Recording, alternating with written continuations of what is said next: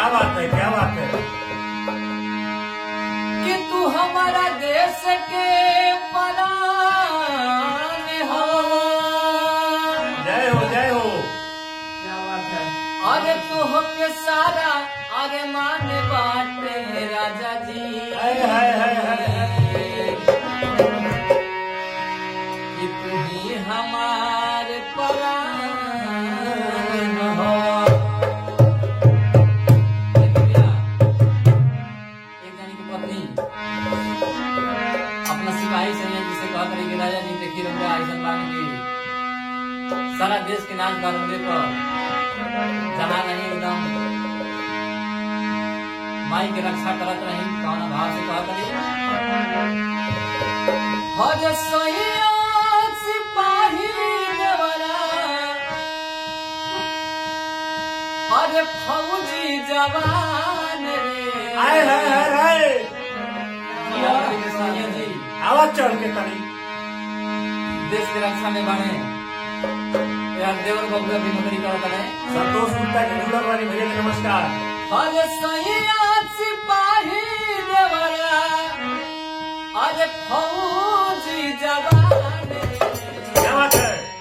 अरे ननदो हमार बड़ी अंगना के जान ननदो हमार बड़ी अंगना के जान सैया सिपाही देवरा सैया सिपाही। सैया सिपाही है हमारे साथ।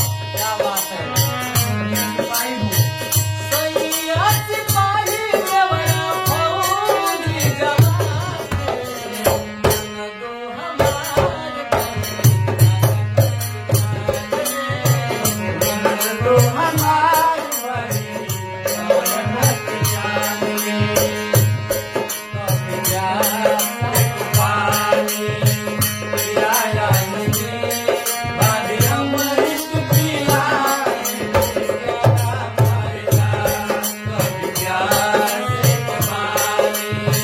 पिलाया नहीं बाद अमृत पिला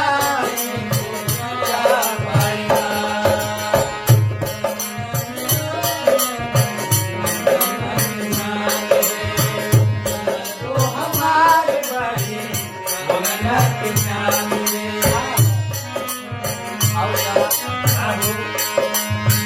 बाबूजी करे साला लागे खान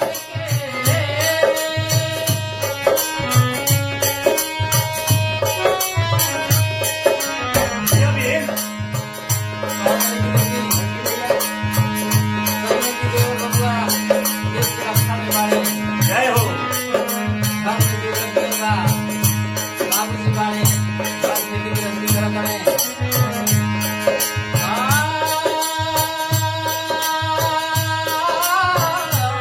अरे जय हो, जय हो।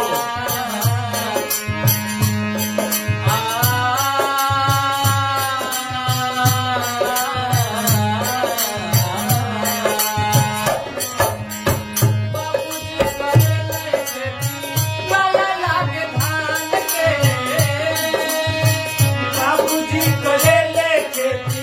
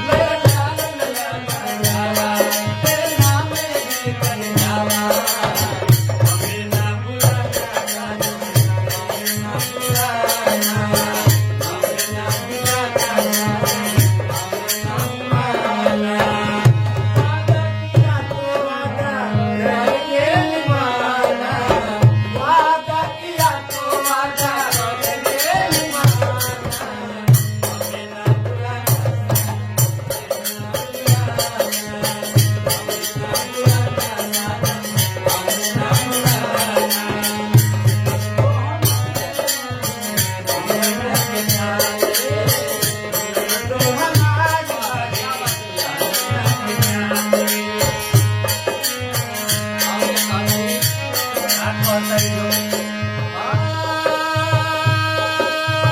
सैया हमारे बड़े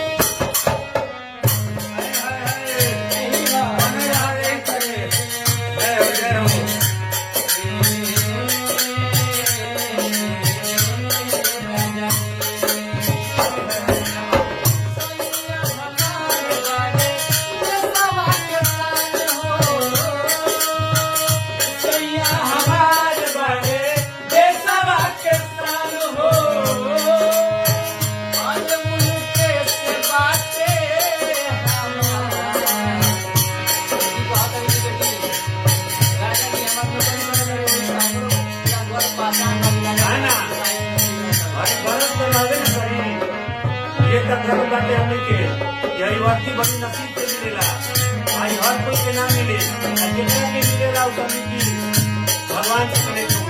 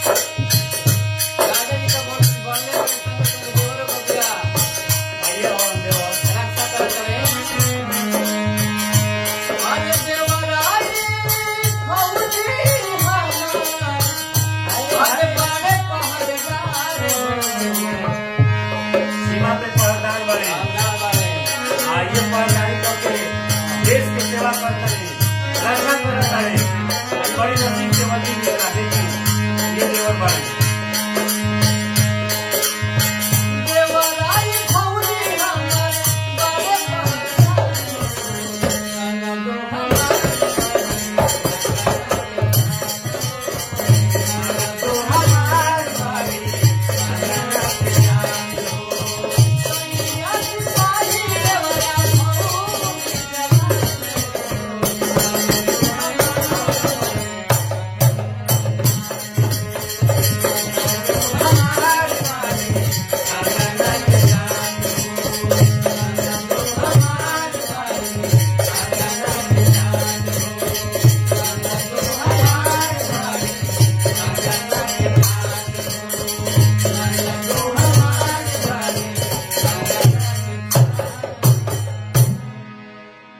बात है, बहुत खूबसूरत लल्लू सलेरा जी बहुत ही सुंदर और सुनने में इंसान है, जिनकी गायकी को आप लोग देख रहे हैं और समझ रहे हैं, सुन रहे हैं, तो ढेर सारा प्यार दुलार आशीर्वाद।